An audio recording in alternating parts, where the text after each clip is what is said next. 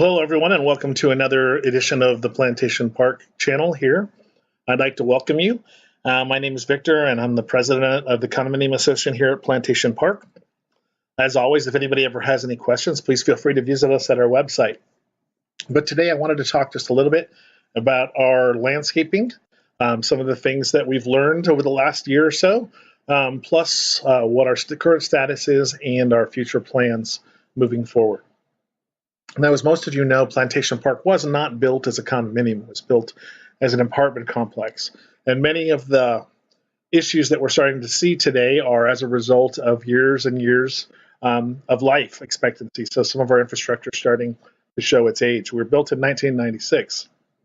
And the landscaping plan that was there wasn't necessarily there for a long-term development like ours, where people actually owned the property. It was mostly designed for shorter-term residents where someone could come in and rip anything out anytime they wanted to in terms of plants or trees or whatever else. If you're like me, you probably bought here because of the extremely nice-looking foliage that we have here, the well-developed trees, and the nice property look that we have, the aesthetic that we have.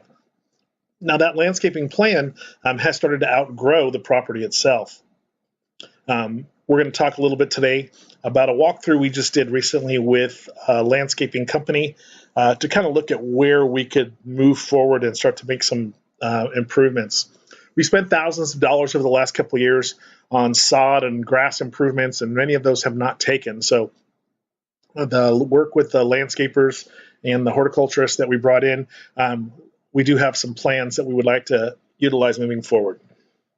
So not only do we have issues because of the landscaping plan, but there was originally supposed to be a development here on our east side that never materialized. If you're like me, you think that's a blessing because we don't have a lot of busyness going on there, just a nice little nature preserve, and that's a nice little thing for us for now. But there are landscaping issues that are involved with that.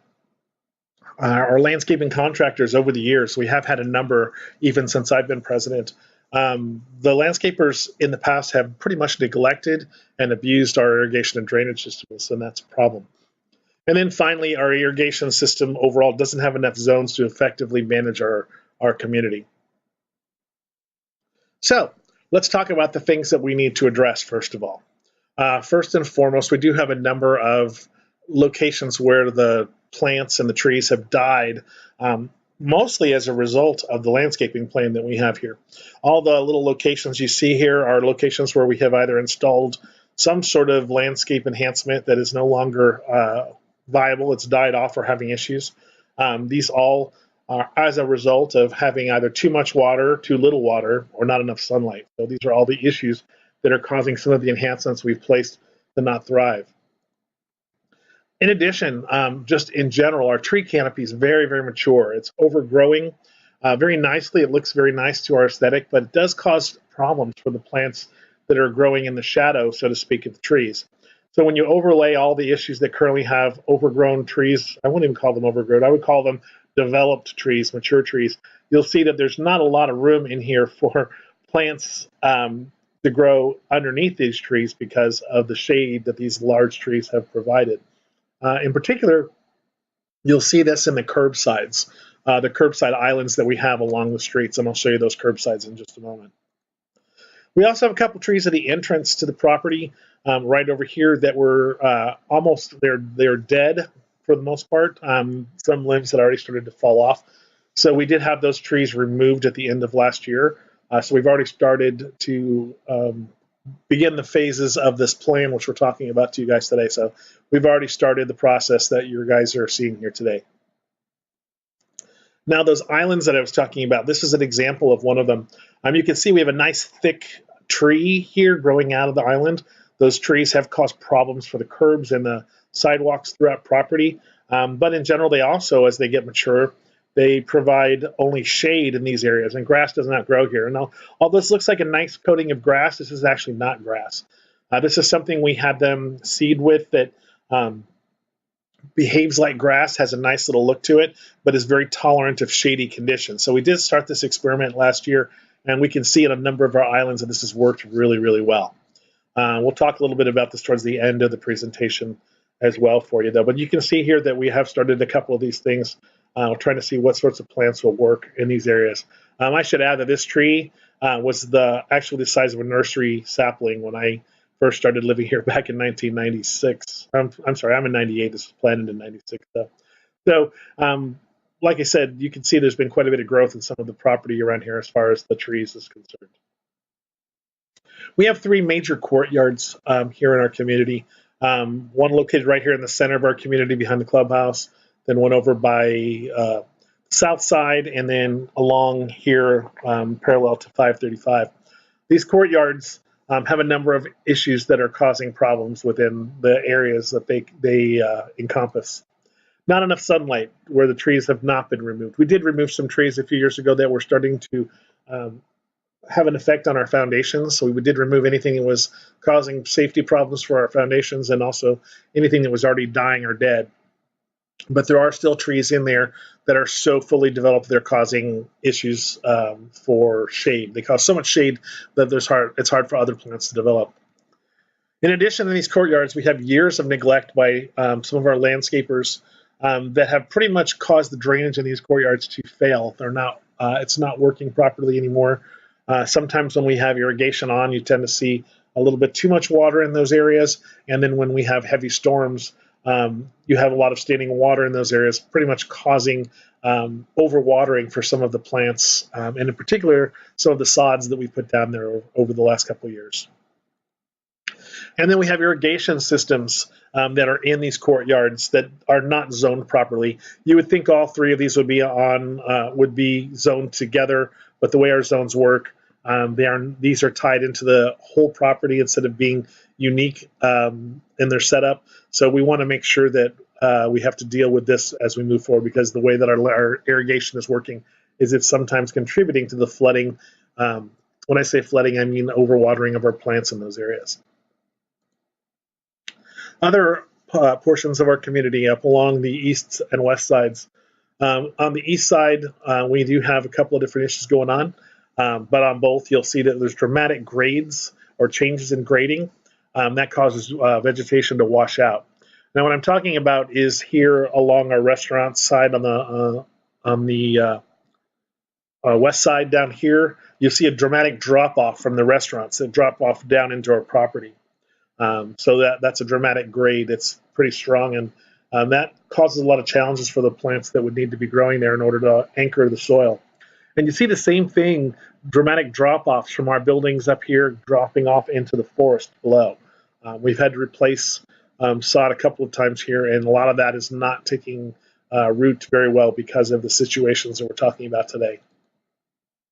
There's also irrigation issues on both of these sections. They're not tied in properly and they're not working properly. We're seeing a lot of the plant material in these areas as opposed to what we're talking about earlier on the interior where there's flooding. These two locations are getting dried out and basically the plants are burning up because not enough water in those areas. East side, again, there are roof drains that come off of the roofs, and the way that those feed down into the ground below is causing additional washout. So that's a big problem we're having with some of the sod we've laid over the years up here. And then finally, we have a bunch of shady large trees that are here along our property line that are causing particular problems with water and runoff underneath the shade of the trees because they're not allowing anything to grab onto the soil that's down below them. As you can see, when we talk about all of these different sections, there's pretty much no part of our property when we overlay all of these issues together that doesn't have its challenges when it comes to landscaping.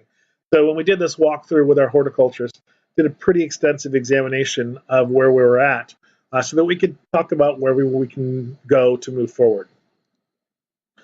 So after speaking with the board, we do have a proposal as to how we would like to tackle these issues so we can continue to improve our landscaping.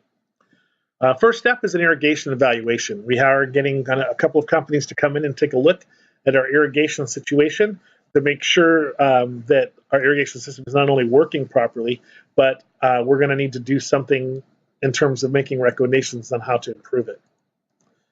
Stage two, looking at the drainage issues that we have both in the courtyards as well as from the buildings along the east side. We've also started this process as well. We are getting estimates from different companies to come in and look at getting these drainage issues cleaned out and also properly vented out off of our property so they don't cause additional damage to the landscaping. Next phase, once we do have these estimates in place, we're going to suggest upgrades to our irrigation system and increase the number of zones. I believe currently we have 2 or 3 zones on property. We're going to try to increase the number of zones to reflect more accurately what we need to cause the whole property to be managed well. Right now, as I said, we have some locations that are getting overwatered, some that are underwatered. So by putting in a proper system that we can make sure that all the zones are working at the right time, so we're not only properly watering our plants and our plant materials, but also that we're not wasting water and wasting resources. Now, once we've done all of this, that is the phase where we're proposing going back in and replanting some of these areas that need to be replanted. In particular, sections that need sod, sections that need color and enhancements. All those things we'll go in and do once we have completely revamped the drainage and irrigation systems. It doesn't make a lot of sense to continue to throw money at these items until we go through this process, but we're looking at getting some progress on all of these areas this winter, moving into spring, so we can start to enhance our landscaping again throughout property. Now, I did say I would talk one more time about these islands. I do want to make sure everyone's aware. You will see a lot of this plant material dying off here this winter. The good side of this stuff is it's extremely tolerant to low lights, but it is certainly not resistant to cold weather. So what will happen is a lot of these islands are going to turn brown over the next couple of weeks as we get a couple of cold fronts come in. But don't panic. Those will come back. We did work with those companies to come up with something that was sustainable. So it does reseed itself when a couple of cold fronts come through. So this stuff will come back again on its own as soon as we get into a good growing season here. So by spring, we should be back to these nice green islands again, just like we did after this little trial period that we've done. So I hope this explains the process that we're going through currently to try to enhance our landscaping and move forward with these projects. As always, we welcome your input. We want to make sure everybody is up to speed with what's going on. Feel free to visit us at plantationparklbv.com. That is our website, and actually it will redirect you to our new and improved website, which you see below, the plantationpark.centerwebsites.com. That is our brand new website that's designed here for you so that you can get the most out of your communication, as well as being able to have access to all of us and communicate with us as the things you'd like to see. Hope everyone's having a great holiday season and that everybody is having some dramatic successes here as we go into 2019.